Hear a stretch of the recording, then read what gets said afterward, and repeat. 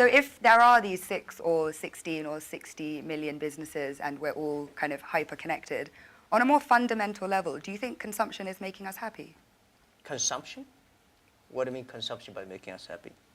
Oh. But through consuming, are we becoming happier through being more connected? Is that genuinely Yeah, driving of course, connection? consumption will make, without consumption, definitely we're not happy, right? But if the consumption may not be, the thing is that for me, people like me, people say, Jack, you are very rich, but I don't have time to spend money.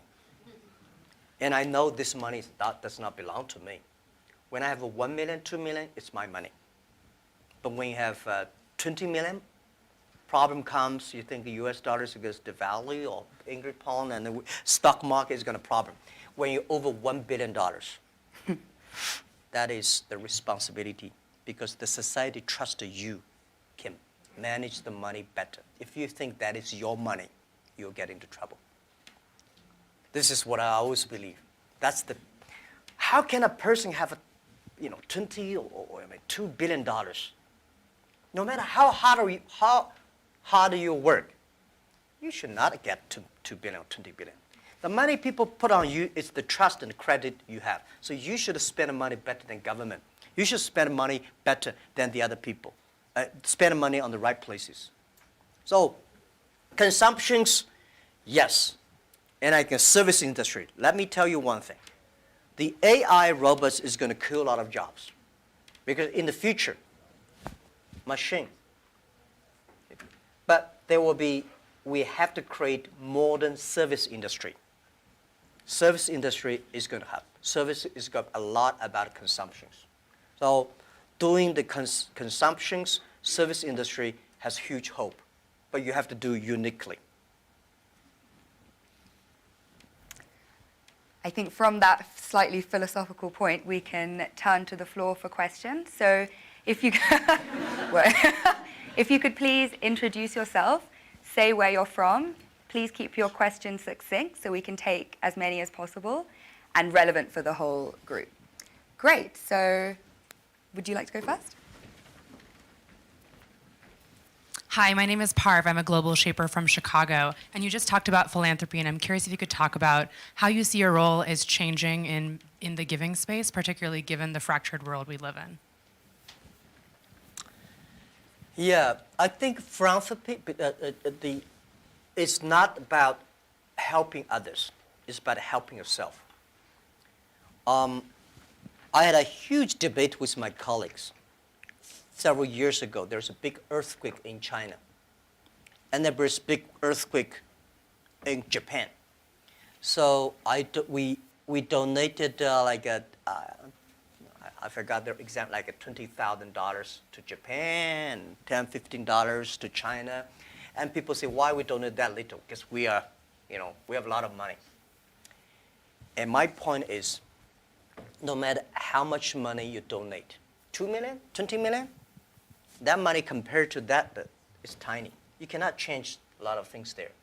The thing you donate because you change yourself. When you change, the world is changed.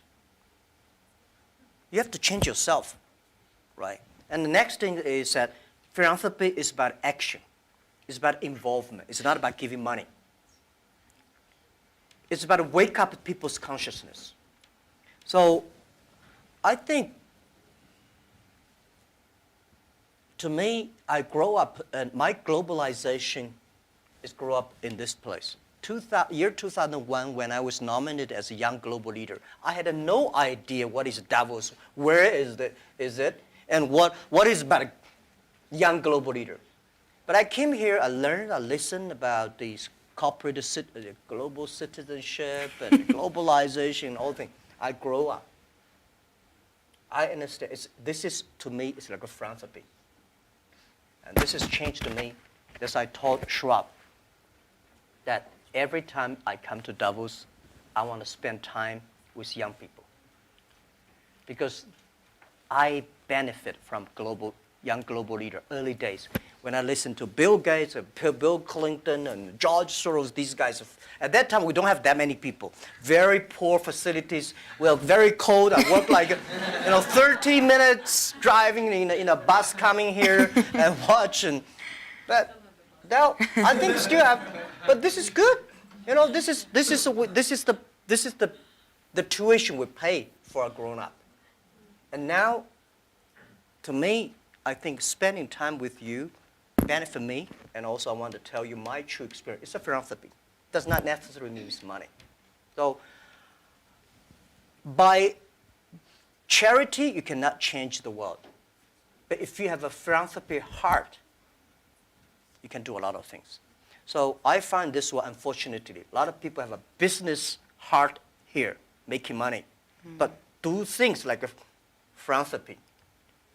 What we should do is should be a philanthropy heart, but have a business skill. I hate a lot of people do the opposite. They want to make money, but they talk like a philanthropy. And they do like a philanthropy, waste a lot of money.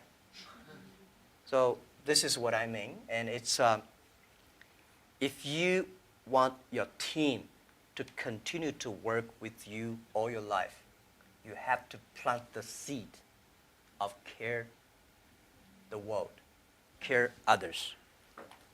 The first day they join. I don't like a lot of companies make a lot of money because making pollutions and counterfeit products. By end of the year, donate some money. This is no good. Business, the philanthropy idea should be buried into the business model. That's, yeah. Philanthropy of heart, I think, Yeah. a message that young people can take forward. Please.